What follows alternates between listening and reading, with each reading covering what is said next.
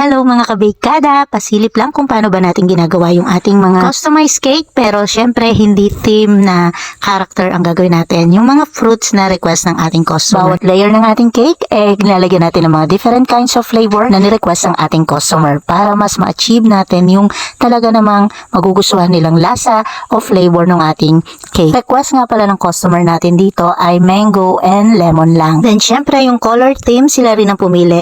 White and gold lang yung kanilang request para dyan sa kanilang cake anniversary. Naalala ko tuloy nung ako ay nag-birthday, so gumawa rin ako ng cake noon, pero since wala nga kami sa aming tahanan and nando kami sa bakasyon nung time na yon, so fruit talaga, as in literal na prutas ang ginawa kong cake. So dahil dyan, ipapakita ko sa inyo kung ano nga ba itsura ng cake ko noon. So ayan yung ating ginawang fruit cake noon, as in literal na prutas talaga. Lakas ng dating at lakas makasosyal ng itsura. Pero bago ko nga gawin yung rectangle cake, may mga nauna tayong fruit cake kagaya niyan. Anniversary cake din, at talaga namang prutas talaga ang trip na trip ngayon panahong ito dahil napakainit ng panahon. Kaya po sa mga magpapagawa or magpapakustomize ng ating mga ganyan design, kagaya ng mga fruits or any kind of design, ay ready po ang Momsha's Touch para tanggapin po ang inyong mga order. Pero syempre, ang ating pong price ng cake ay minsan ay nagbabase. Depende po sa mga materials at mga gamit or ingredients na ilalagay po natin sa cake. Tandaan nyo po, hindi po pare-parehas ng price ang ginagamit po naming mga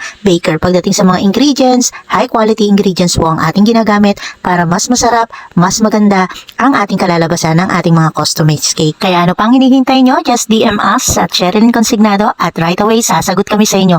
Maraming salamat and God bless po.